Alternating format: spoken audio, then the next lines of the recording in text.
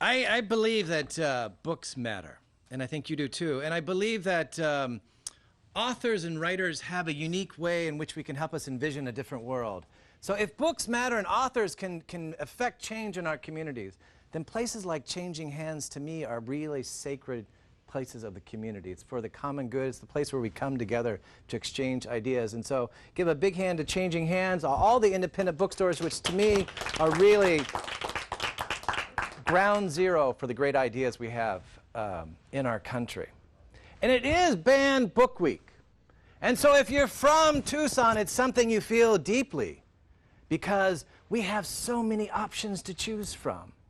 And I will tell you something about stories. They aren't just entertainment. They are all we have, you see, all we have to fight the illness and death.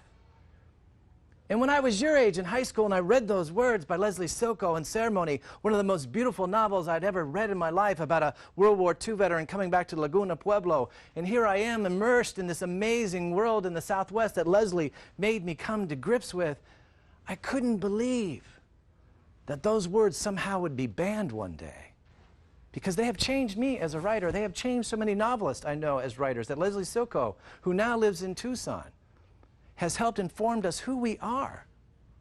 And I got that phone call, and I can't believe it, almost a year ago. It was in January, and a phone call from a teacher who said, Jeff, they have come into our rooms and confiscated our books in Tucson, the same school district that I was a product for the first years of my life. That they had gone into the rooms and taken out 7 textbooks like Rethinking Columbus, a book that had sold hundreds of thousands of copies, used by kids in rural Alaska all the way up to rural Maine, who had that very excerpt from Leslie Silko. And that book was put away into storage. And 11 teachers, almost a dozen teachers, were told that they no longer had the right to teach literature from a perspective of Mexican Americans, of those who'd given us our school district, from the indigenous perspective of Rethinking Columbus. And the school district said, it's not banned. No, no, no. It's just that they can't teach it. We're not banning books, we're just putting them in storage. And besides, we have books in libraries, and I went immediately to the library, and I found out for 53,000 students, they had 2 copies. That scores of books were no longer allowed to be taught by certain teachers, and a partial ban, whether it's only for you and not you, affects me as a writer, because we can't pick and choose who has the right to teach. It's part of our right, our First Amendment constitutional right, our intellectual freedom that allows me to write. And so banned book is something that really affects us in Tucson this week. And I must begin with someone like Leslie Silko. I will tell you something about our stories. And so I went to find my stories. I had been living outside of Tucson for years, and I wanted to come back, and I was working on another book, and I've been deeply enmeshed, of course, in other struggles and conflicts as a journalist in the coal fields around the world, looking at things were happening back east in the deep south, and I kept hearing about Tucson, my Tucson, Phoenix, the Phoenix that I had known and debated all my life and fought with over U of A and ASU in our ball games. And I heard about what was going on, and I was wondering, like the rest of the country, what is the matter with Arizona? And I had to go back in 2010 and try to understand, beyond the screaming and the shouting that was in the headlines, what was the real historical, cultural context that had brought us here. I had to go to find these stories. And so I went to Orfilia Rivas. Orfilia Rivas. She nestled into a chair in a warehouse, a collective of artists. It was on the outskirts of Barrio Anita in Tucson, Shukshawn. And for more than a decade, she had traveled across the country in an old, beat-up van that had been donated by a punk band to tell her story, to fight off illness and death. Jeff, I don't have documents either. Novush, I am autumn. Our reservation, as you know, from your friend Nathan, who had brought you into this world at Autumn Hymn Dog.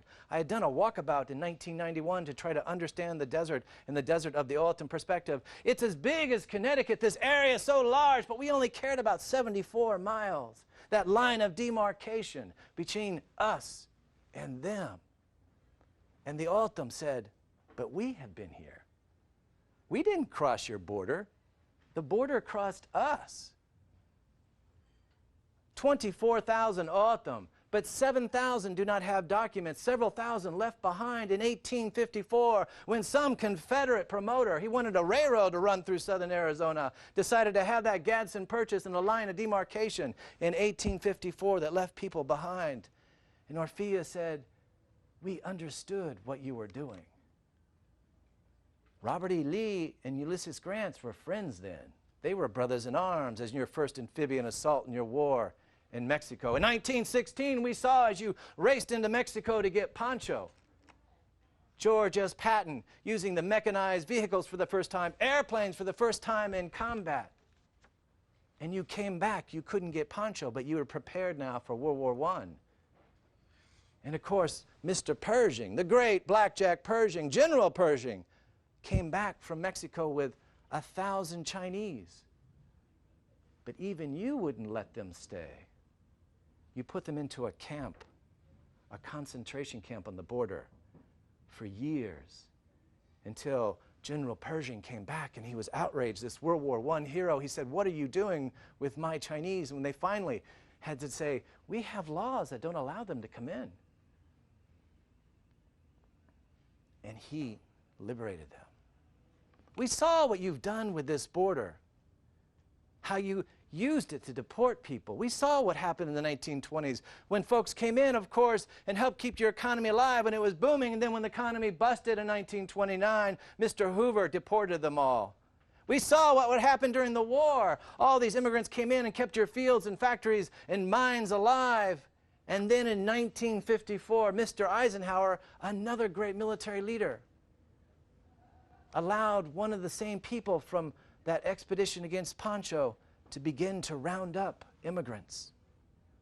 In 1954, the same year, a young man, your age, a young man whose family had fled Poland because of the Holocaust, who had gone to Canada and then had come into New York as someone seeking freedom and exile, someone who understood the beauty of the American dream.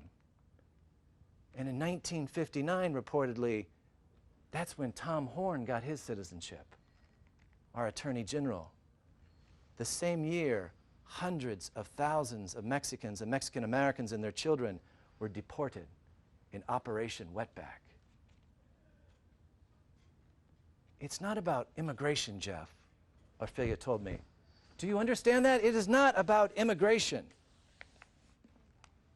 It is something bigger with these drones now that come along the border. It is something more than just party politics, Republicans and Democrats. It was your Bill Clinton in 1954, of course, who had put NAFTA and depleted your workers and shipped your jobs to these grand maquiladoras along the borders and sent Monsanto and all these companies to buy up corn. And he subsidized corn in the heartland. And suddenly Mexicans have no corn and are coming back over the border. And he built that wall, and I felt it at night as they dug in. And Operation Gatekeeper went up in 1994. Do you know 5,000 people have died since then in our deserts because he shifted the corridor of migration into our deadly deserts?